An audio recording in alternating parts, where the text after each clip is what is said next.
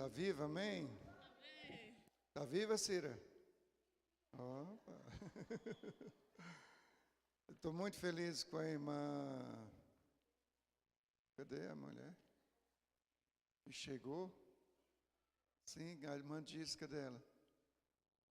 Lá atrás, né? Retornou. Como diz aquela musiquinha, para nossa alegria, né, irmã? Seja bem voltada, tá, querida? Amém. Bom, tem uns pequenos textos que eu gostaria de ler-os todos, e os irmãos irão projetar para mim, aí no telão, e os irmãos irão acompanhar. Mateus 6, 24. Ninguém pode servir a dois senhores, porque ou há de odiar um e amar o outro, ou se dedicará a um e desprezará o outro. Não podeis servir a Deus e a Mamon. Agora vamos ver Ageu 1:6.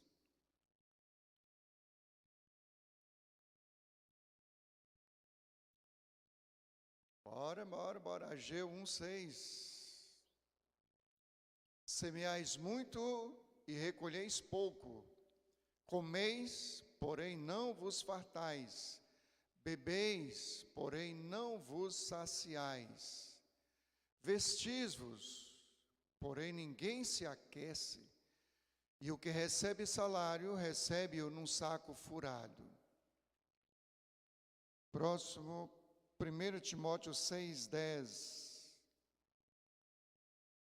Porque o amor ao dinheiro é a raiz de todos os males, todos. Lucas 16:11. Pois se nas riquezas injustas, riquezas deste mundo, não fostes fiéis, quem vos confiará as verdadeiras? Eu quero ler, queridos, na minha tradução depois, esse texto que é o que eu mais gosto e corresponde mais com o original. Filipenses 4, de 11 a 13.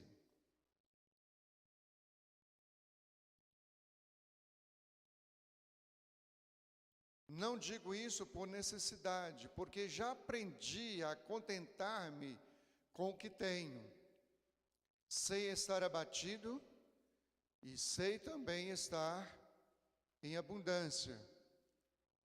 Em toda maneira e em todas as coisas estou instruído, preparado, né? Tanto para ter fartura como a ter fome. Tanto a ter abundância, como a padecer necessidade.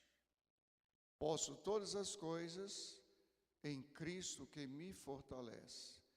Posso todas as coisas no sentido, querido, de posso suportar todas as coisas naquele que me fortalece. Não é, eu vi um apartamento ali, tomei posse, eu posso tomar ele para mim. Porque eu posso todas as coisas, não posso suportar, tolerar todas as coisas em Deus que me fortalece. Apenas esses versículos, queridos.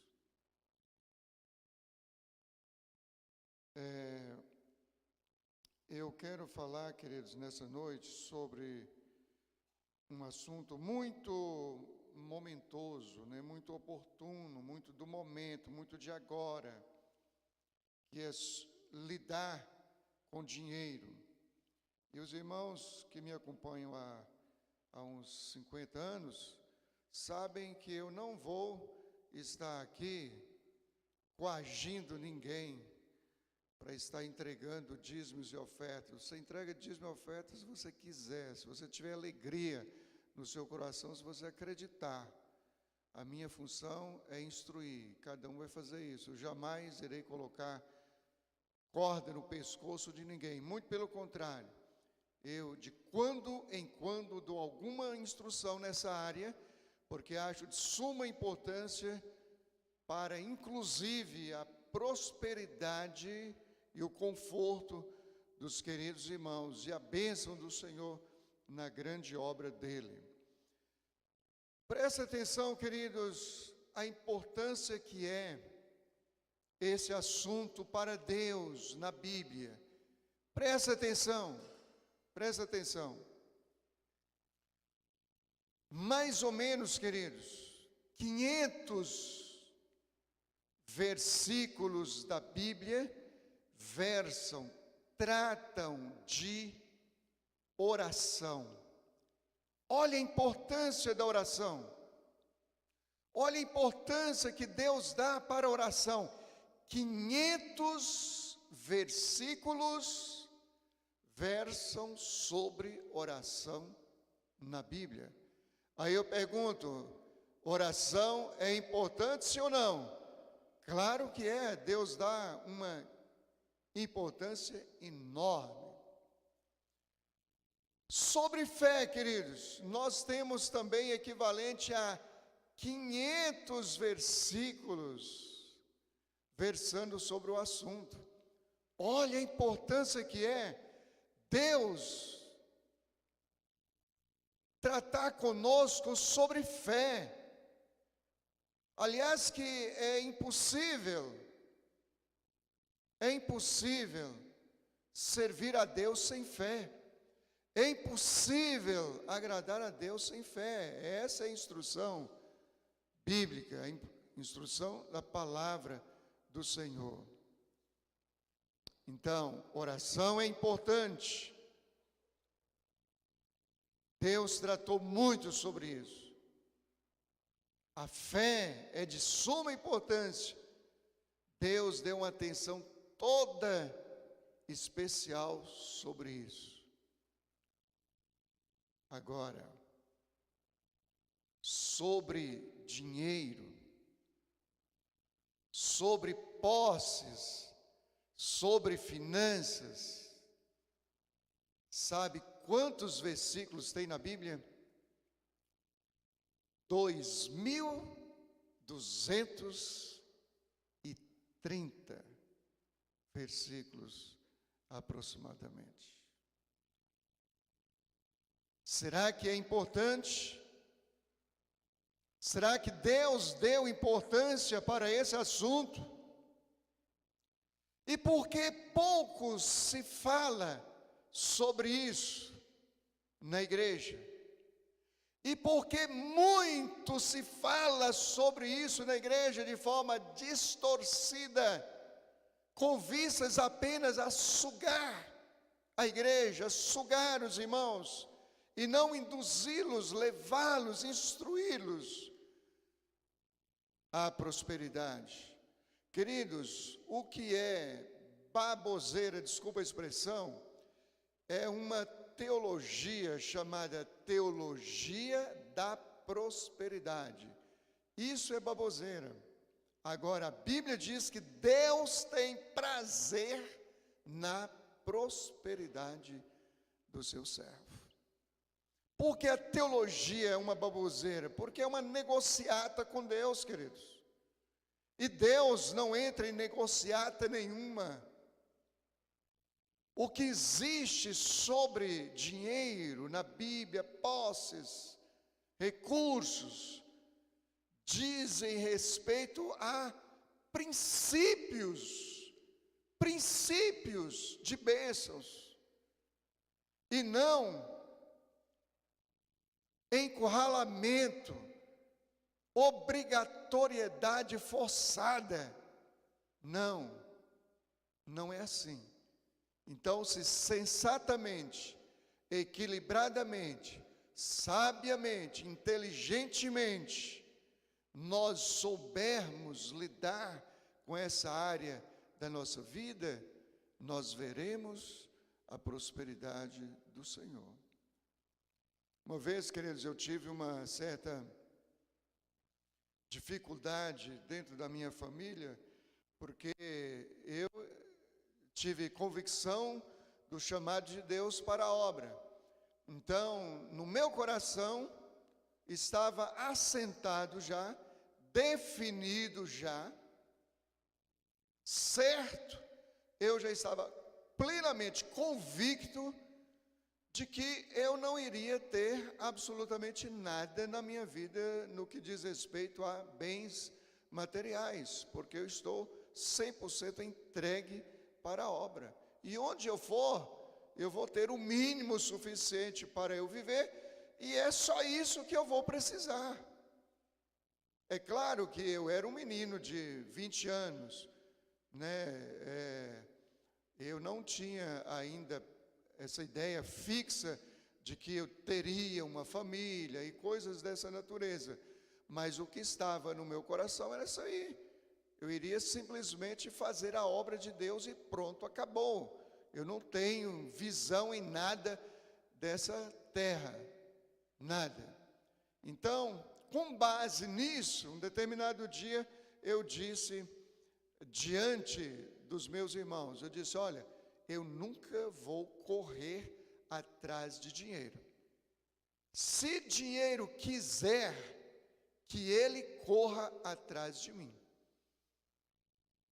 E essa máxima, queridos, é uma verdade na minha vida até hoje, até hoje. E o dia que eu ousar correr atrás de algum dinheiro para mim, ir em busca de dinheiro para mim, Deus me puxa a orelha. Então, se tenho alguma coisa hoje, não foi porque eu avidamente corri atrás em busca, mas o Senhor deu naturalmente.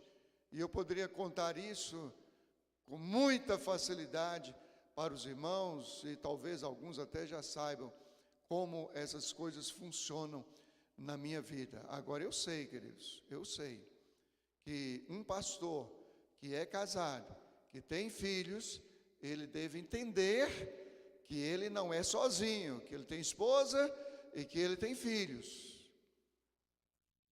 Eu tinha um amigo que, mais ou menos da minha idade, um pouquinho mais velho, mas aos 50 anos, ele foi acometido por uma enfermidade e ele faleceu. Qual era a conduta dele diante disso? Um pouco parecida com a que eu tinha. Tudo que ele ganhava, do que sobrava da sua sobrevivência, ele investia na igreja, na obra, tudo, absolutamente tudo. Mas ele tinha uma esposa e ele tinha 2 filhos pré-adolescentes na época. E ele foi levado pelo Senhor, não tão subitamente, mas rapidamente. Mas o que me chamou muita atenção foi que dias depois, como eles era uma família muito amiga, muito próxima, a esposa me liga e diz, pastor Valmir, o senhor não sabe de alguém que tem um terrenozinho bem baratinho para me vender de forma parcelada, não? E aquilo, queridos, me partiu o coração. Eu apenas disse isso, mas graças a Deus, depois a sua igreja viu a situação, abraçou a sua causa e amparou essa irmã. Mas foi uma situação assim. E recentemente eu vi uma esposa de pastor falar numa reunião, numa grande reunião, para as lideranças, dizendo, olha, vocês precisam pensar em nós, vocês não são eternos aqui, nós não podemos ficar ao léu da sorte jogados por aí. Então tem essas nuances da nossa vida, e nós precisamos pensar no todo, e pensar com equilíbrio, nem 8, nem 800, como eu pensava na minha juventude, antes mesmo de entrar para o ministério. E com família, você muda um pouco, mas a essência permanece, de você focar nas coisas de cima, buscar as coisas de cima, não nas que são aqui da terra. Mas por outro lado, precisa pensar que você não é só nessa terra. Muito bem, queridos.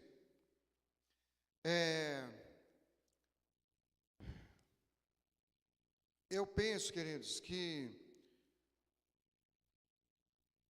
esse momento, ele é momentoso, ele é oportuno, porque nós vivemos tempos muito complicados, muito difíceis, muito incertos. Hoje nós não temos segurança política, nós não temos segurança jurídica,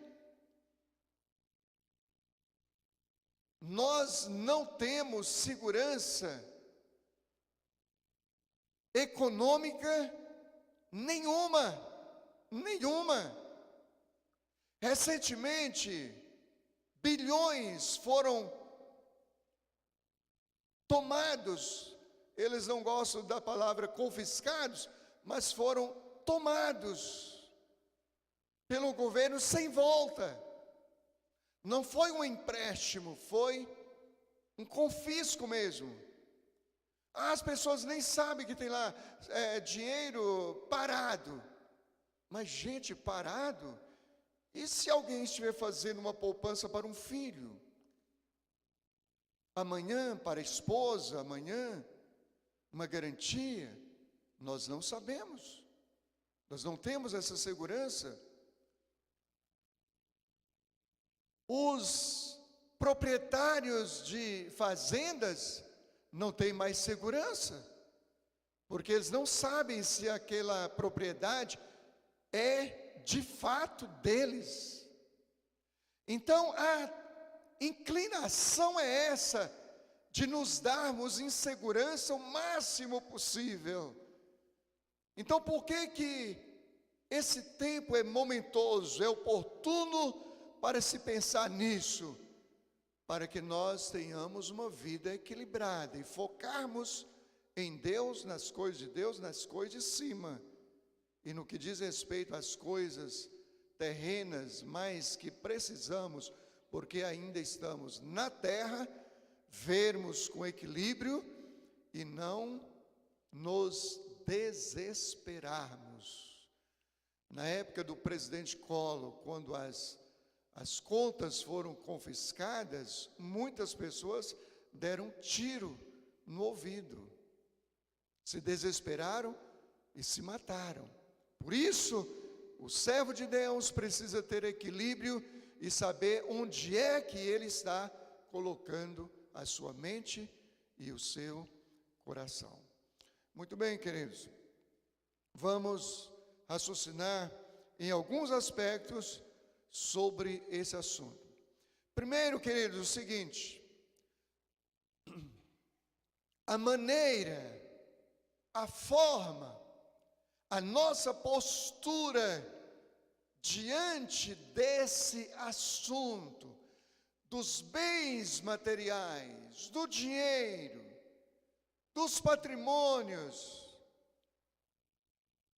do que possuímos nessa terra, a forma como nós lidamos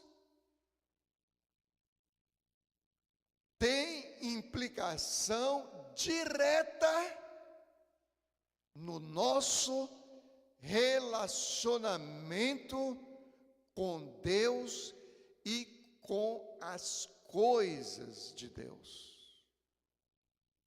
O texto que nós lemos disse exatamente isso. Lucas 16, 11. Se não sou honesto com as riquezas deste mundo, quem vai nos confiar as riquezas espirituais? Ou seja, se eu não sei lidar com os trocados que estão no meu bolso,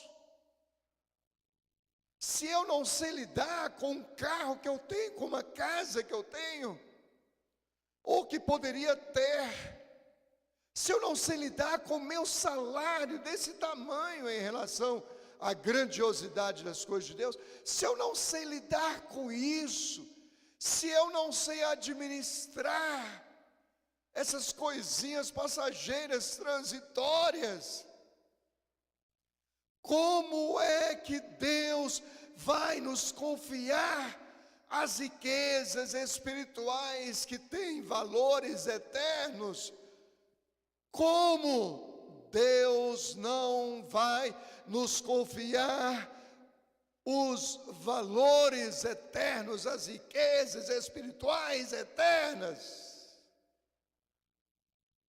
Não vai. Isso é princípio bíblico, está na palavra do Senhor. A minha vida é uma bagunça, financeiramente é uma bagunça. Devo para todo mundo, compro exageradamente aquilo que nem posso pagar. Nunca tenho R$ 2 para ajudar alguém na rua. Não tenho. Não tenho. Um dia ou outro eu posso não ter. Mas muitas vezes não é verdade. Não é verdade. Eu tenho o hábito de deixar sempre no console do carro ou moedas, notinhas de R$ 2. Ah, pastor, mas e se for fumar droga? Problema dele. Problema dele. Se ele pegar aqueles R$ 2 e comprar um cigarro de drogas, ele vai fumar. Se eu não der, ele vai fumar do mesmo jeito, porque ele é viciado. Então não vai resolver o problema, e não sou eu quem vou averiguar o que ele vai fazer, o que não vai fazer. Ele simplesmente está dizendo que está com fome. Agora, se eu tenho absoluta convicção de que ele vai fazer isso, mas que em contrapartida eu poderia fazer uma outra coisa por ele, daí eu vou fazer. Eu estava vendo o nosso irmão Ronaldinho, de gravatinha, pregando nas ruas em Gilboés, no Piauí. Ele foi para lá, fica um tempo com a mãe dele. Ele vai vir para o Revival, né? Ele me falou hoje, vai vir para o Revival. Lá de gravatinha, no meio da rua, queridos, dando testemunho, pregando o Evangelho. Agora, onde ele foi achado? Cadê o pastor Márcio? Aqui, onde ele foi achado? Na rua, com fome, drogado, prestes a ser morto, um palito, com fome. Me lembro claramente, o pastor Márcio procurou o pastor, será que tem uma cesta de alimento para você ver um rapaz ali, nessa condição? Eu falei, que é isso, pastor, procura, se não tiver, vamos adquirir, vamos comprar e vamos levar. E vamos levar. Dinheiro da igreja, dentre outras coisas, é para isso. Está lá o rapaz, pregando o Evangelho. Mas, muitas vezes, a minha vida é tão bagunçada. Tem um pedaço de pão aí, eu estou com fome. Tem não. Mentira, tem. Então, a nossa vida é cheia de usuras, de apegos materiais, sem liberalidade, sem disposição para contribuir, para ajudar com nada nem com ninguém. Vivo do estereotipo do mais pobre que possa existir na minha comunidade, o mais digno de pena, de misericórdia. Então a vida nessa área é bagunçada. Como é que eu vou ter sucesso na minha vida espiritual? Mas tudo vai ficar bagunçado. É Bíblia, é princípio bíblico. Costumo dizer às pessoas, porque isso não era para o Novo Testamento, é para o Velho Testamento, ajudar, dar dinheiro para o pastor, não sei o quê. Naquela época era do produto da terra, não era dinheiro. Então vai plantar batata, vai plantar milho, e ajuda, é princípio, igreja, é princípio. Não é literalidade, é princípio. de generosidade. Deus rega a fonte que jorra a água. O versículo é: Deus, o que rega será regado. Ou seja, não vai faltar água na fonte, porque Deus supre. Só resta a mim acreditar nisso, crer nisso e ter um coração liberado. Quando estávamos plantando a igreja de Palmital, aqui tem alguns irmãos que foram de lá, que o coração continua lá, né? Mas os corpinhos ainda estão aqui. Cadê eles? Então tem alguns por aí. Então, nós fomos numa chácara lá. Ele era sogro do primeiro obreiro de Palmital, que abriu o trabalho da igreja em Palmital. Nós fomos na chacrinha dele lá, e aí ele me disse: olha, aquele monte de milho ali é o dízimo da igreja. Eu vou levar para a igreja, aquele ali é o dízimo. Pronto, agora, não é no Velho Testamento não, era a renda dele. Ele tinha um coração liberal, ele tinha um coração generoso, ele tinha prazer em servir a Deus com a sua fazenda, ou seja, com o produto da sua produção, da sua terra. Ele fazia. É questão de princípios. A nossa vida, queridos, precisa ser organizada nessa área. Vou ler o texto de novo. Se não sou honesto com as riquezas deste mundo, quem vai nos confiar as riquezas espirituais? Quem? Ninguém. Ninguém. Seria Deus. Mas ninguém vai confiar. Deus não vai confiar. Não vai ter sucesso. Não vai prosperar. Em segundo lugar, queridos, que eu queria tirar como raciocínio para nós nessa noite, dentro deste assunto, dessa temática e dos textos que lemos, é que Deus e Mamon são senhores. A pergunta é: qual é o nosso? Repito, Deus e Mamon são senhores. A pergunta é: qual é o nosso Senhor?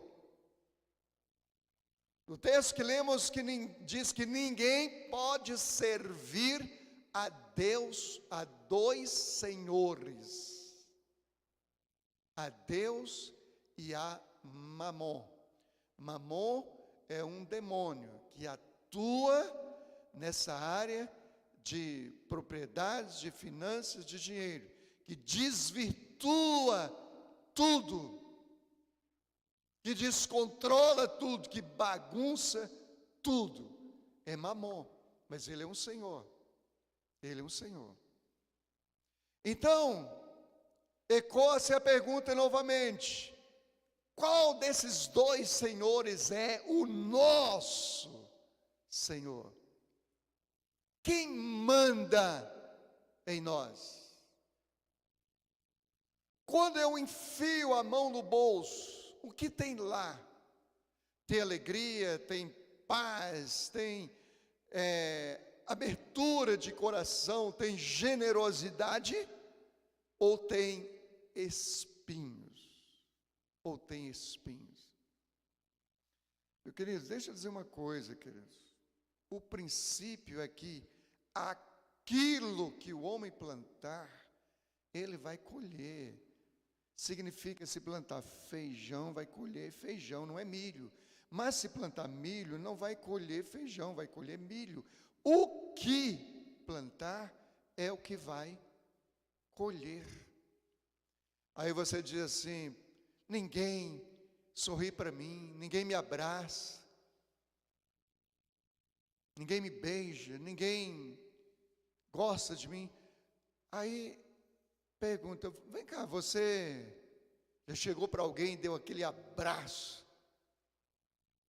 E abriu aquele sorriso? Você faz isso com as pessoas? Se você fizer, você vai colher. Plantou abraço, você vai colher abraço. Porque a pessoa sabe que você gosta de abraçar. Você anda sorrindo, agora anda com a cara amarrada, com a testa engilhada. Quem é que vai sorrir para você? Quem vai sorrir para mim? Vai sair correndo de medo. Então o que semear, vai colher. Planta ódio, vai colher ódio. Planta amor, vai colher amor. Planta sorriso, vai colher sorriso. Planta abraço, vai colher abraço. Planta dinheiro, vai colher dinheiro. É princípio bíblico. Agora, se a intenção do coração estiver equivocada, bagunçada, investe lá. Dá lá 100 que você vai receber 200. Dá 1000 que você vai receber 2. E você já está pensando nos 2. É liberalidade de coração. É generosidade. É amor. É prazer. É contentamento. É contentamento. Então, queridos, essa é a grande pergunta: quem manda em nós, nessa área? Quem é o nosso Senhor nessa área? Outro texto que lemos, queridos, é que o amor ao dinheiro é a raiz de todos os males. Não é só numa área. O amor ao dinheiro é a raiz de todos os males. A raiz da laranjeira vai produzir só laranja. A raiz da mangueira vai produzir só manga. Da jabuticabeira vai produzir só jabuticaba. Mas o amor ao dinheiro é a raiz que produz todos os males. É na área do relacionamento em casa, marido e mulher, é relacionamento na família global, é problema de saúde, é um problema emocional ou físico, é espiritual, é uma tribulação em todas as áreas, no relacionamento global, é uma coisa emaranhada, assim, ó, enlinhavada, que não solta, que não desobstrui, o caminho é travado. Eu nunca me esqueço, queridos, de uma família lá no norte, no início do meu ministério. Uma família até bem estruturada, economicamente falando. Mas pense numa bagunça globalizada naquela família. Era bagunça na área do relacionamento entre irmãos, entre filhos e pais, entre marido e mulher, financeiramente, saúde, tribulação. Mas era uma encrenca na igreja, nessa área. Um dia, queridos, nunca me esqueci dessa cena. Eu estava no gabinete, e o gabinete ficava bem na porta da igreja assim. Aí, estava sem ninguém, chegou o chefe dessa família, de longe ele fez bem assim, jogou um pacote de dinheiro em cima da minha mesa. E falou, está aí, pastor, não dou para Deus, o diabo vem, toma. Desse jeito. Esse negócio, queridos, não é comigo. Eu não tenho necessidade para fazer isso não, porque eu não recebo um centavo de salário da igreja.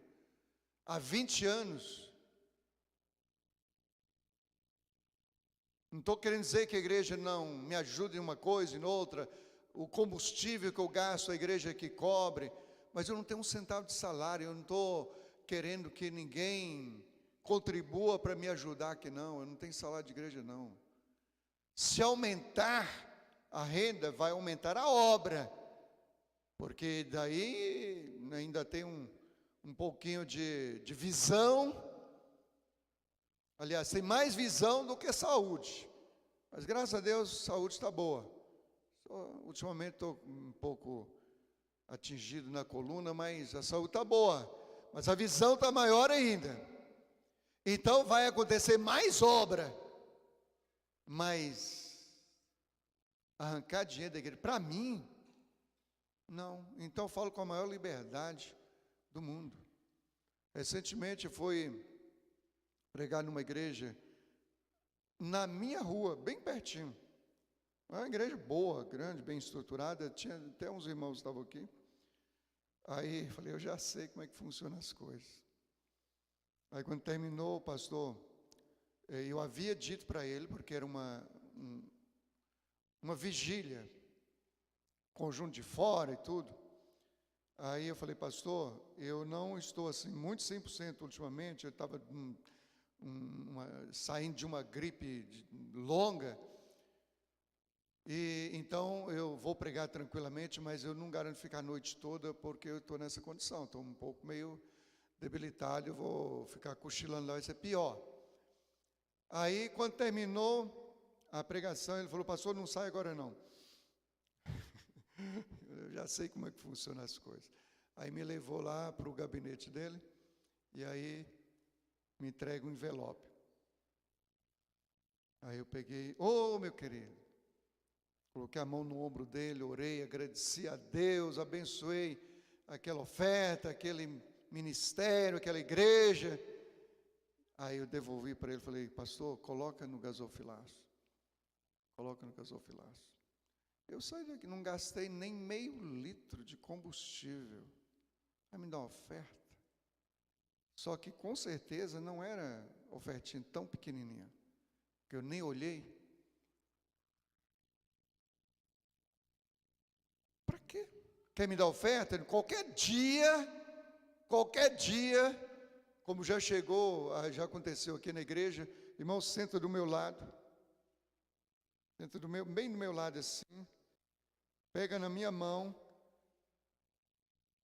e coloca uma coisa na minha mão e diz aqui, Deus mandou te dar. Louvado seja Deus, muito obrigado, em nome de Jesus, amém. Guardo e vou usar. Agora, só porque eu fui lá pregar, vai ter que me pagar? Isso, queridos, eu não recrimino absolutamente ninguém que aceite, nem absoluto, mas isso é uma atitude minha. E eu não estou falando que eu vou pregar lá em Belo Horizonte, São Paulo, e daí eu vou pagar minhas passagens, eu vou pagar hotel. Não, eu não tenho dinheiro para isso não. Mas eu estou falando dessa conduta. E aí, vem um que cobra 5, vem outro que cobra 10 mil, vem outro que cobra 40, vem outro que cobra 60, e por aí. E o caminho do Senhor não é esse. O caminho do Senhor não é esse. A nossa vida, queridos, por mais simples que seja, ela precisa ser organizada nessa área.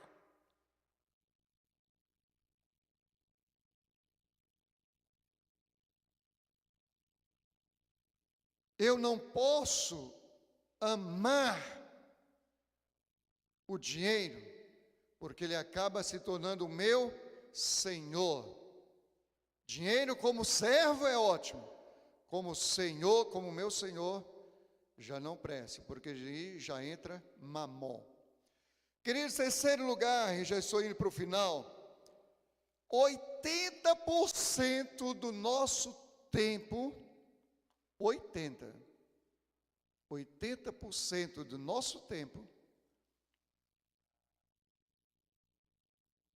está envolvido com dinheiro, com posses, com bens com patrimônio, com tudo. 80% do nosso tempo. Você sai de manhã, gasta 1 hora para chegar no trabalho, trabalha 8 horas, gasta mais 1 hora para vir. Só aí são 10 horas. 10 horas. Ontem, a Merilane passou o dia inteirinho na rua, dirigindo, batendo de porta em porta, trabalhando, serviço complicadíssimo, difícil, afastando gente perigosa do lar, envolvimento com polícia e tudo, por causa de quê? De dinheiro. Ela estava fazendo aquilo para buscar mais dinheiro. Não, é o trabalho dela, é a obrigação dela, assim como é o seu noutra área. Aí depois entra fazer compras de coisas dentro de casa, é comprar roupa, é gastar, é pagar dívida, é isso. 80% do nosso tempo é ocupado com isso. E não tem praticamente por onde a gente correr. É ganhar, é gastar, é comprar, é adquirir. 80% do nosso tempo é assim. Muitos de nós, às vezes, perdemos noites de sono por causa de quê? Dinheiro. Até o tempo do descanso, eu posso estar envolvido com dinheiro, porque estou preocupado. Como é que vou pagar aquela dívida? Como é que vou conseguir isso? Como é que vou conseguir aquilo? Para os irmãos verem a importância que é. E por último, queridos, Paulo nos ensina a respeito do princípio do contentamento. Ele disse que aprendeu, significa que é um aprendizado isso. Ele aprendeu a viver contente em toda e qualquer situação, na abundância e na escassez. Agora presta atenção, igreja. Ele aprendeu a viver contente, feliz, alegre. O texto não diz que ele aprendeu a viver em toda e qualquer circunstância. O texto diz que ele aprendeu a viver contente em toda e qualquer circunstância. Porque viver na pindaíba aí, resmungando, chorando, reclamando, murmurando, preocupado, atônito, perplexo, pasmo, é uma coisa. Agora, contente é diferente. Queridos, olha, eu não quero nenhum snob em absoluto, porque essas coisas, elas não fazem parte da minha ocupação, da minha preocupação, como eu já disse para os irmãos, desde que fui chamado para o ministério. Antes não, apesar de bem jovem, mas antes não. Meu sonho era ser dono de uma fazenda, meu sonho era ter um cavalo bem imponente, com uma sela bonita, ter gados, era a minha fascinação, meu sonho. É a minha criação também, desde o meu tataravô. Então não podia pensar em outra coisa, nem outra coisa eu conhecia. Mas depois que eu tive convicção do meu chamado para a obra, isso passou a não fazer parte da minha vida. Eu moro numa casa boa, mas eu já disse aqui, eu viveria absolutamente tranquilo, morando nos fundos da igreja, não naquela mansão que tem lá, mas numa casinha de madeira, numa suíte de madeira. Eu faria isso com tranquilidade. Estou dizendo eu. Estou falando que a minha esposa e meus filhos não. Estou falando eu, Valmir Pereira de Oliveira. Eu falei do equilíbrio. Não falei do equilíbrio? Uma coisa é Valmir, outra coisa é que eu tenho família. É outra coisa diferente, é outro aspecto diferente. Então, queridos, mas eu não me lembro de ter tido algum problema financeiro na minha vida. Uai, pastor, o senhor sempre foi rico então? Não, eu já passei fome. Eu já passei muito tempo sem um centavo no bolso. É outra coisa, eu estou falando de problema financeiro. Problema financeiro é um. Ficar sem dinheiro no bolso é outro. Quando é que eu tenho problema financeiro? É quando eu não tenho um centavo no bolso e fico reclamando, murmurando e desejando as coisas que eu não posso ter no momento. Eu queria tanto ter um carro, não tem dinheiro. Queria tanto ter uma bicicleta, não tem dinheiro. Queria tanto comprar uma moto, não tem dinheiro. Queria tanto comer no restaurante, fogo no galpão, não tem dinheiro. Estou falando fogo no galpão porque não conheço restaurante chique, não. Já conheci até, mas hoje não conheço mais. Pastor Góes conhece, mas deixa para lá, né, pastor? Queria tanto, nunca fui. Oh, meu Deus, nunca fui. Caramba, você nunca foi, mas você não está em condições de ir agora. Amanhã pode ser que esteja, mas agora não está. Poxa, eu queria tanto aquele sapato de R$1.000. Poxa, como eu gostaria. Não tem um centavo no bolso. Mas o que você tem de R$60 já está furado? Não, né? Então, tá bom. Tem chinela havaiana? Tem, tá bom. Tem uma calça ou duas, uma camisa ou duas, ou camiseta? Tá bom. Então, viva contente nessas situações. Princípio de contentamento. Então, eu nunca ambicionei comprar uma coisa que eu não tivesse em condições de comprar. Eu vivia no início do meu ministério a pé, andava a pé, de ônibus e de bicicleta. De bicicleta depois que melhorou. Agora, eu não podia comprar mais nada, era isso. A minha cabeça, o foco, é a igreja, é a obra de Deus, que estava representada pela igreja porque eu era pastor.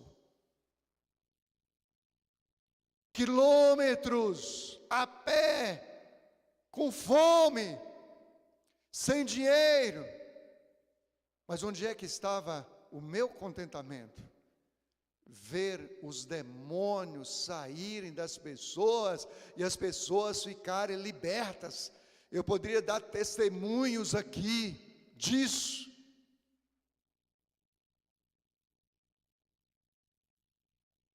Quando fui para o início do ministério, a denominação prometeu 5 salários mínimos. Isso há 40 anos, até ontem não tinha caído esse dinheiro da minha conta. Nunca reclamei. E graças a Deus que nunca reclamei, para que eu pudesse depender de Deus e não de homens. Sem tristeza no coração, alegria na alma. Princípio de contentamento.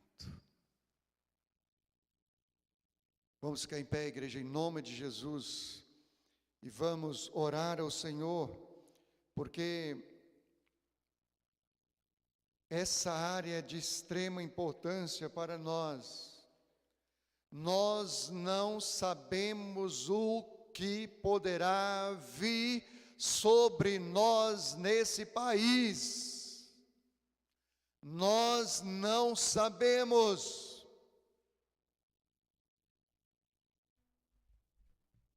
Independentemente disso, dentro da nossa bolhazinha, da nossa vida,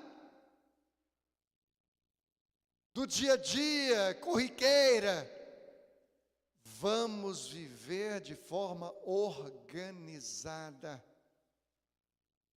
Deus se agrada, meu querido, da liberalidade do seu coração. Deus se agrada. Deus se agrada. Deus fica contente. Deus não precisa nem de um centavo seu, mas Deus fica contente em ver um filho dele sendo atendido por você, em ver a obra dele sendo atendida por você. Deus fica contente. Quando você está aborrecido com seu filho, ele te pede um dinheiro, você tem prazer em dar? Não, e muitas vezes não dá. Agora, quando ele é um dengo com você, obediente, você tem prazer, liberalidade, generosidade de coração para dar assim ao Senhor, porque Ele nos trata como filhos. E eu vou encerrar, querido, dizendo uma coisa: você quer investir seu dinheiro? Você quer investir suas finanças? Quer ver suas finanças crescerem? Você tem algumas opções. Você tem a poupança da Caixa Econômica, você tem CDB,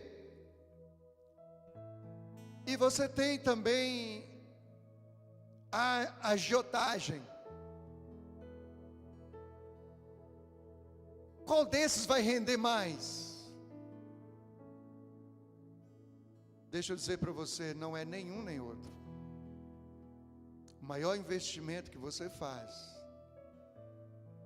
é em vidas, em missões, em vidas, no resgate de vidas. Você não pode fazer esses investimentos aí, desde que sejam lícitos, claro que pode, mas o maior investimento é em vidas, porque o Senhor honra e prospera, o Senhor abençoa. Meu interesse, queridos, em raciocinar com os irmãos sobre esse assunto é para que Deus trabalhe em nós e abra as portas da bênção nessa área que você precisa. Ministério Calel, queridos, tem só na minha responsabilidade quase 20 frentes de trabalho. Parece-me que só 2 frentes de trabalho, 2 igrejas, Santa Catarina e uma em Macapá, não tem local próprio. E saiu de onde? Cadê as 1000 pessoas dessa igreja?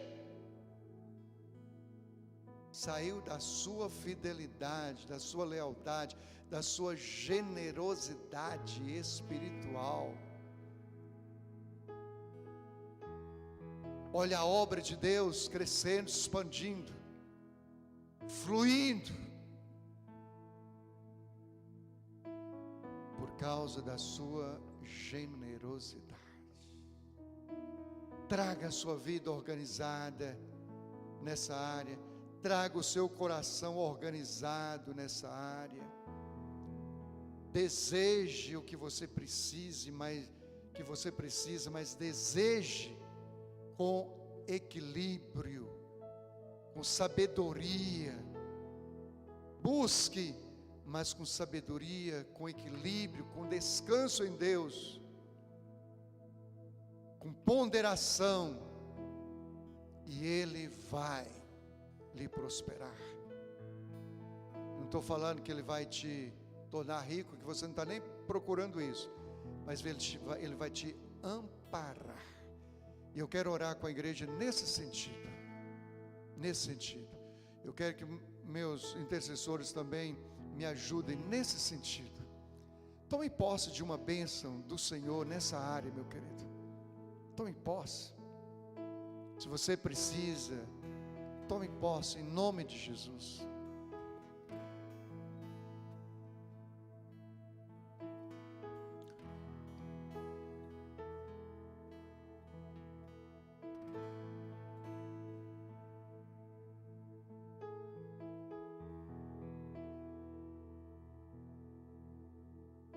Vamos estender as mãos para lá e vamos abençoar. Eu não vou chamar ninguém aqui à frente, querido, principalmente nessa área, mas coloque diante do Senhor agora, diga para Ele, na simplicidade dessa palavra, na simplicidade desse culto, como Jesus é simples.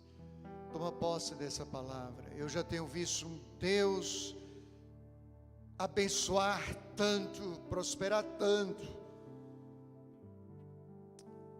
dar bênçãos reais, concretas, nessa área. Eu estou falando disso nessa noite, igreja. Eu não estou falando de vocação ministerial, ou qualquer uma outra coisa, eu estou falando dessa área hoje. Hoje é para isso.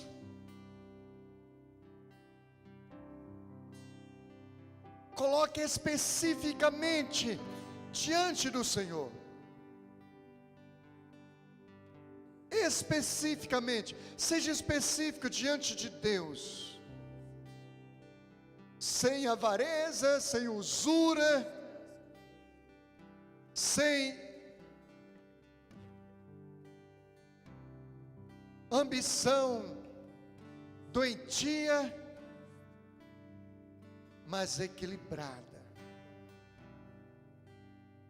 Deus, em nome de Jesus, Tu estás vendo os Teus filhos, os Teus servos agora, Senhor. Tu estás vendo. A Tua palavra nos diz que o Senhor se inclina e ouve o nosso clamor.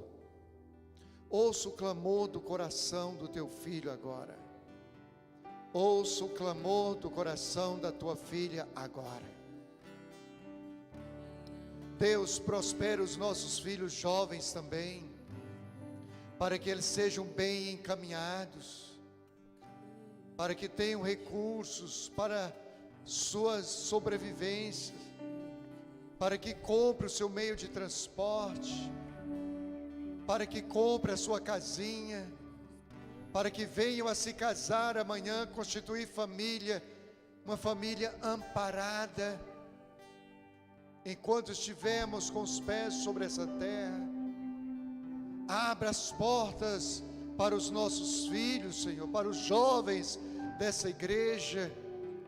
E caso alguém aqui esteja desempregado, desprotegido nessa área, Deus, em nome de Jesus, abra as portas nessa noite, em nome de Jesus. Nós oramos crendo que o Senhor se inclina e ouve o nosso clamor. Nós oramos, Deus, em nome de Jesus. Aleluia. Amém. Amém.